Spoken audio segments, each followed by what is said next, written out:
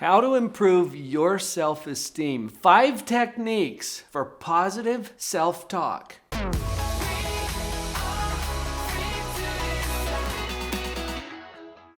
If you're honest with yourself, negative thinking is sapping your productivity and sucking the joy out of your life. Watch this video through to the end, do some of the things that we're talking about here, and you can turn that around today.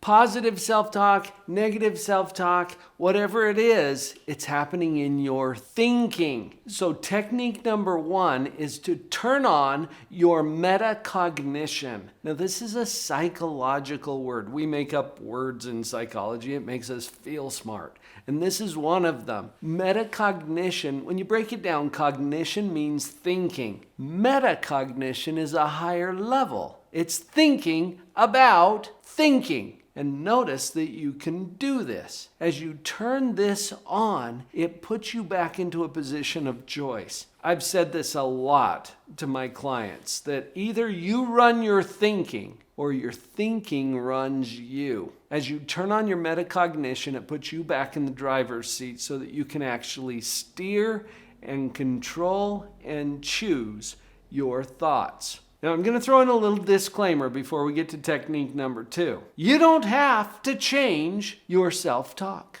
You don't have to. You can keep doing the kind that you're already doing. Now, that ticks people off sometimes when I say that, but notice that it puts you in a position of metacognition. You might have heard yourself think, yeah, but I want to change how I talk to myself. Awesome.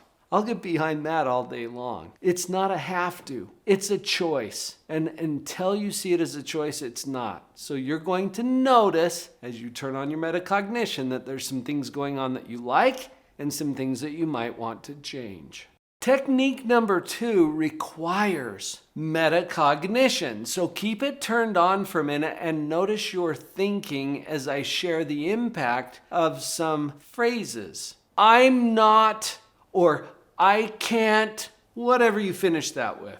Okay, so if we start a phrase with I'm not or I can't, it takes us a particular direction. Compare that to I am or I can. Now here's what I want you to notice about these phrases. They are not judgments. I mean, they kind of feel judgy, especially when it's like, well, I'm not good enough. I want to take it out of the judgment category for a minute and let's consider these phrases as creative templates. Now, what I mean by that is it sets up your brain to go create whatever it is. I'm not good enough. If that's a creative template, your brain is standing there loyally ready to fulfill your command. Aye, aye, Captain. I'll go create that for you. I'm not good enough. What if we use a different template? I am good enough. Now, that sounds a little corny, but you can see that your brain is doing this all the time. And if you suggest to your brain, I am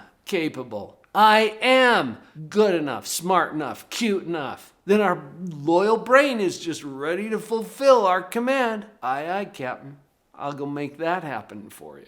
I've oversimplified this a little bit to make a point. Whatever we choose as our creative template, either it's I am or I am not. Our brain is standing ready to fulfill that command for us. Let's look at the other one that I suggested. I can't. Not only is this a creative template, it's also a power switch. Think about a power switch installed right there on your brain. And it's either in the on position or the off position. I can't. What's the next step after I can't? There's not one. Shut her down. There's nowhere to go after that, unless it's maybe fetal position in the corner, I guess. What about I can, which leads to a creative process of how can I? It's a pretty good question, isn't it? And when you ask how can I, starting with the creative template of I can, now how can I? Because I'm not sure how yet. All right, what position is the switch in now? On. We have just powered up our brain to go create the answer to that. Creative templates. These are what give your brain the instruction of where to go next. I've got 3 more techniques for you, but I just can't wait till the end to give you a special gift. My book, Pathological Positivity, helps you to understand why these techniques work. And this book can be yours for free. Just go to the URL that's on the screen right now, drpauljenkins.com/free book, and I will put this in your hands. You just pick up the shipping. I'll pay for the book. Sound like a good deal? You're welcome.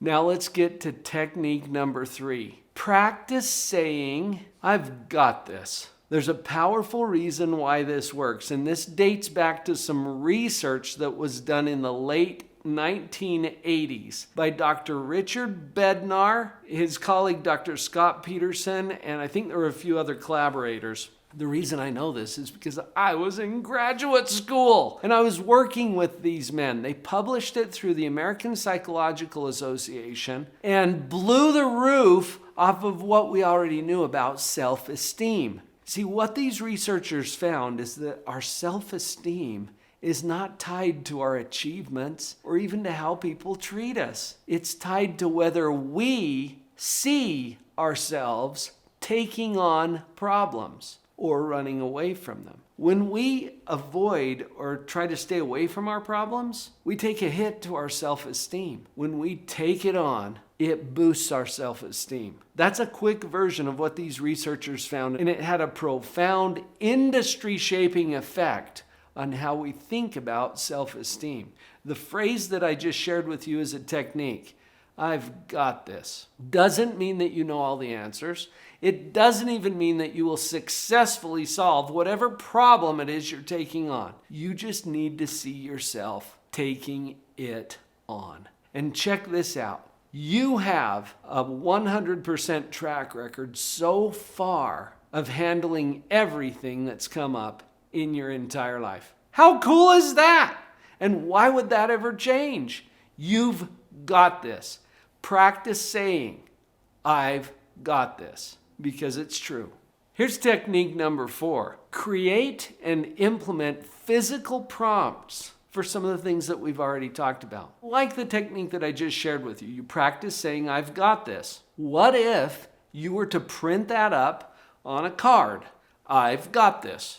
Right there on a physical card, and then you post that on your mirror so that you see it every day. Or what if you just write it out on your mirror with a whiteboard marker or lipstick or whatever you have so that it's right there in your face as a physical reminder or prompt. Here's another one that I have my clients do sometimes. We often have negative thoughts about ourselves or about our family or circumstances. What if you were to take 5 beans, like just dried beans, out of a package you can get at the grocery store, and you put them right here in your right pocket, and every time you catch yourself saying something negative about yourself or about your family or your circumstances, you take out one of those beans and you say something positive, and then you put it in your left pocket. Then you take out the next one and you say another thing that's positive, and then you put it in your left pocket. And you move all 5 beans, practicing saying those positive things about yourself or your circumstances every time you catch yourself with a negative one.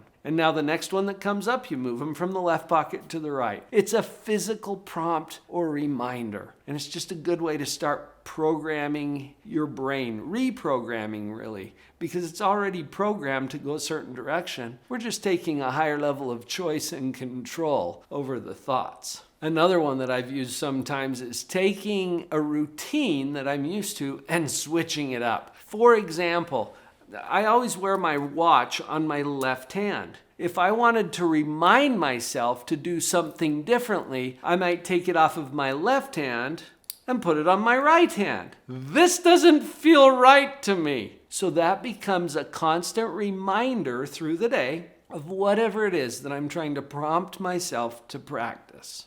I've saved this last technique for the last because I think it's one of the most powerful ones. Hire a coach. Enroll in a program. Invest in yourself. Subscribe to a podcast. Why? Because you're not supposed to do it alone. Look, we get trapped in our own thinking all of the time. And sometimes the hardest place to change our thinking is from within our own head. When you hire a coach, when you subscribe to a podcast, when you enroll in a program and truly invest in yourself, you're inviting other people to help you take a higher level of control over your own thinking. And it's one of the most powerful things that you can do for your personal development.